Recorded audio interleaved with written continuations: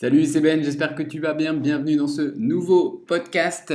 Aujourd'hui, on va voir ensemble les 3-4 termes web marketing à la mode qui sont pour moi complètement du bullshit. C'est à la mode, mais en tout cas, c'est des termes qui existent depuis très très longtemps et c'est juste des stratégies qui ont été remises à la mode sous un nom anglais pour bien faire et je vais t'expliquer dans quelques instants pourquoi toi, en fait, peut-être que tu appliques ces termes-là depuis très longtemps et t'as pas du tout à te soucier finalement de cet effet de mode, à te dire est-ce que je suis dedans, est-ce que je suis pas dedans, parce que oui, tu es sans doute très clairement déjà dedans. Et je te montrerai aussi à la fin de ce podcast pourquoi il ne faut surtout pas offrir à tes clients ce qu'ils veulent. C'est souvent ce qu'on dit en web marketing ou en marketing.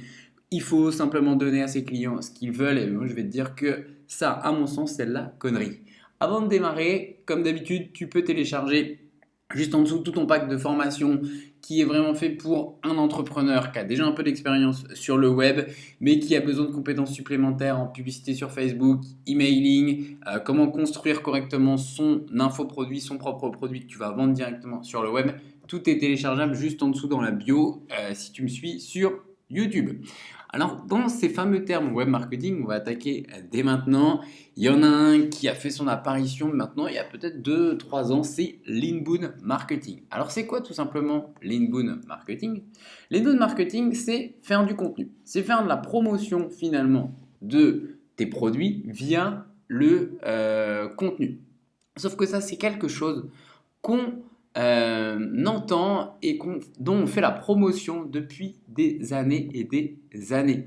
C'est-à-dire que c'est fini le temps où tu fais publicité et tu cherches à vendre directement.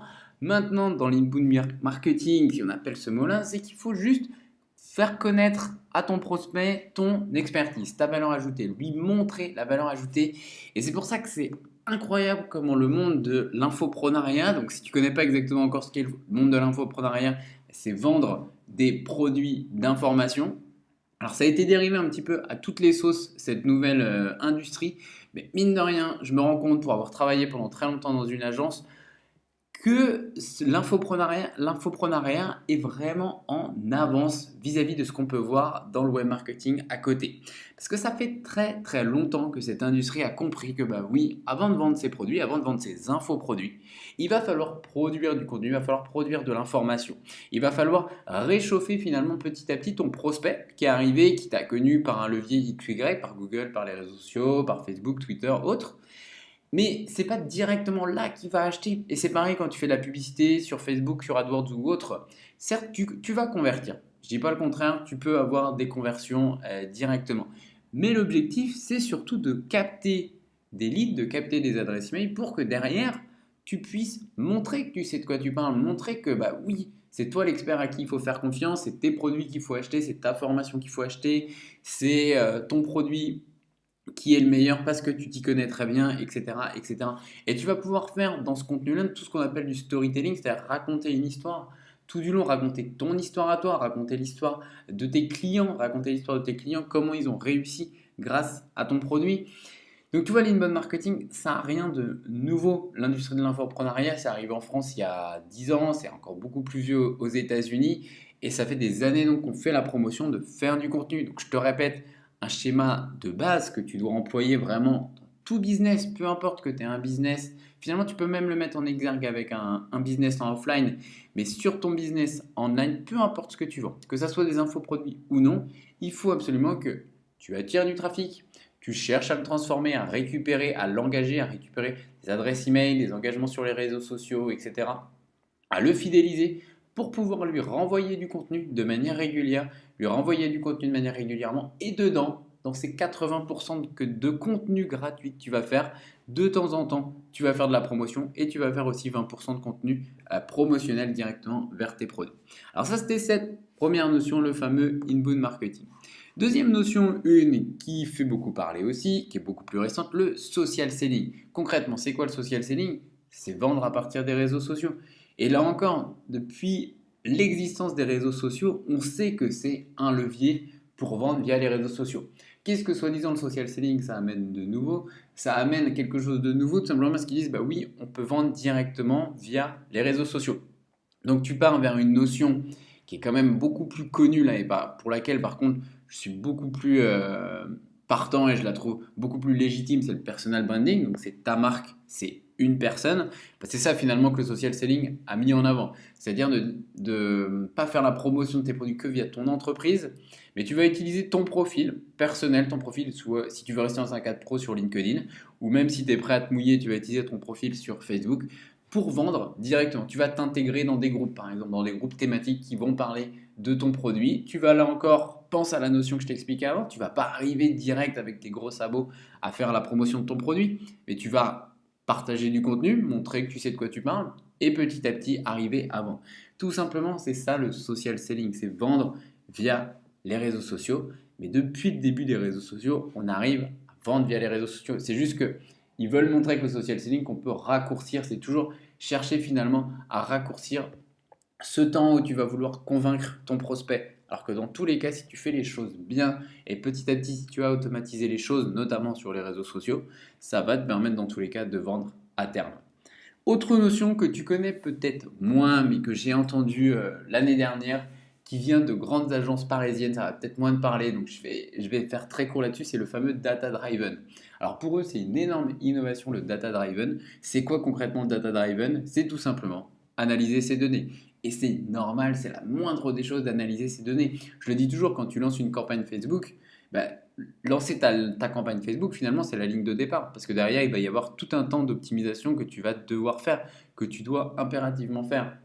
Le data driven, c'est tout simplement ça. C'est analyser ces données, regarder ce qui marche, regarder ce qui ne marche pas, pouvoir tirer des conclusions, ne pas refaire sans cesse les mêmes erreurs. Même moi, de mon côté, je fais des erreurs quand j'optimise mes campagnes, quand je regarde, quand je les lance au début, je vais faire des erreurs. Petit à petit, je vais optimiser. Petit à petit, je vais ajuster mon chemin en analysant les données. Donc là, c'est pareil. Si un jour tu entends cette notion-là, dis-toi qu'il n'y a rien de nouveau. C'est simplement analyser ces données. Et je voulais terminer ce podcast-là en t'expliquant aussi, donc c'est pas un terme à la mode, mais c'est quelque chose qui circule souvent, que moi j'ai cru pendant très longtemps aussi, et qui est complètement faux. Le côté pourquoi il ne faut pas, pourquoi cette notion que tout le monde veut dire, c'est il faut absolument, si tu trouves exactement ce que tes clients ils veulent, que tu arrives à leur offrir, bah c'est jackpot, si tu leur as offert ce qu'ils voulaient, c'est bon. Et je reprends toujours la citation de Henry Ford qui est très très connu dans le milieu du web marketing. Il disait si j'avais demandé aux gens ce qu'ils voulaient, ils auraient répondu des chevaux plus rapides.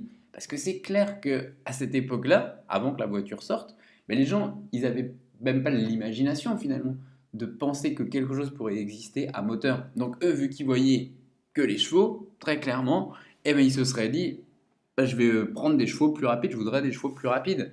Donc cette citation, elle est hyper importante. Si j'avais demandé aux gens ce qu'ils voulaient, ils auraient répondu des chevaux plus rapides. Donc il faut bien que tu te dises que tu ne demandes pas aux gens ce qu'ils veulent. Par contre, ce que tu vas leur demander, tu vas leur demander c'est quoi leur principal problème. Et c'est ça qui est le plus important. Et ça, je t'invite à le faire par exemple, dès que tu récupères un lead sur ta page de remerciement, tu demandes c'est quoi le problème. Tu demandes c'est quoi ton principal problème. Et tu poses finalement une seule et unique question, c'est quoi votre principal problème? Et plus ça va aller, plus tu vas avoir des réponses et plus derrière, toi, tu vas pouvoir proposer le produit, la solution, le service qui va répondre aux problèmes de ses clients. Tu vois, si moi je me rends compte de mon côté, tu poses à chaque fois la question qu'est-ce que les gens veulent? Ben, les gens veulent gagner leur indépendance, les gens veulent gagner leur liberté, les gens veulent avoir plus de trafic, plus de conversion sur leur site web.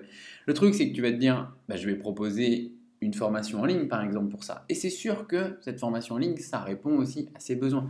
Mais derrière, le truc, c'est que il n'y a pas la stat exacte, mais tu as plus de 3 personnes sur 4 qui vont pas utiliser ce qu'ils vont apprendre dans les formations en ligne. Donc finalement, ce qu'ils ont vraiment besoin, c'est quelqu'un qui les bouge, c'est quelqu'un qui les booste, c'est quelqu'un qui les suit, c'est quelqu'un qui leur donne du conseil personnel. C'est ça dont finalement ils ont vraiment besoin, mais ils n'en ont pas forcément conscience. Parce que pour le moment, ce qu'ils veulent, en fait, c'est juste une pilule. C'est juste la pilule magique qui va, soi-disant, les sortir de leurs problèmes.